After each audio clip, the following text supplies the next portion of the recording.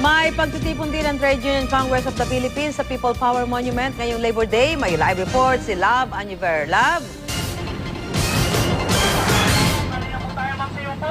Saan asahan na nga ang pagkakaroon ng kabi-kabilang kilos protesta ng ating mga kababayang manggagawa, lalo ngayong araw ng paggawa. At dito nga sa may EDSA Monument ay nandito ang or magdaratingan ang may 100 grupo mula sa Trade Union Congress of the Philippines para nga ipahayag ang kanilang mga saloobin tungkol sa paggawa or sa mga trabaho at sa mga napakarami nilang angal tungkol sa sistema ng paggawa dito sa ating bansa. Gusto nila itong marinig ng ating mga kabayan and at the same time ilapit sa ating administrasyon.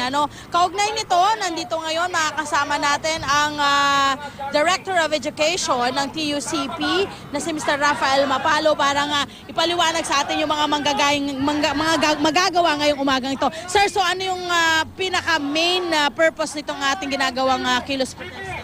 Para kasamang Love, ang ginagawa natin ay para iparamdam sa gobyerno na yung mga nagpapaikot ng ekonomiya, yung gumagawa ng yaman ng bansa ay nakikiusap. Ayusin natin ang kapakanan ng mga manggagawa, irespeto ang karapatan at yung kaunlaran para sa lahat ipatupad. Yun po ang sinisigaw natin sa ngayong araw ng paggawa. Sabi nyo kanina hanggang alas 7 po kayo dito ng umaga at meron kayong parang composed of 8 to 10 people na iikot sa iba't ibang lugar dito sa Metro Manila. Anong gagawin naman po nila sa pag-ikot nila, sir? 8 teams po ito. Iikot sila sa iba't ibang location sa Metro Manila para ipaalala sa mga tao na meron tayong karapatan na kailangan nating itayo at ipaglaban. Kailangan nating ipaglaban yung karapatan at habulin natin yung kaunlaran. Nasaan na ang kaunlaran na para sa lahat?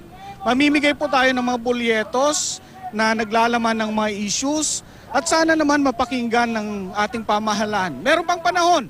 Meron pang 2 taon para iayos ang kapakanan ng mga manggagawa at ayusin ang bayan.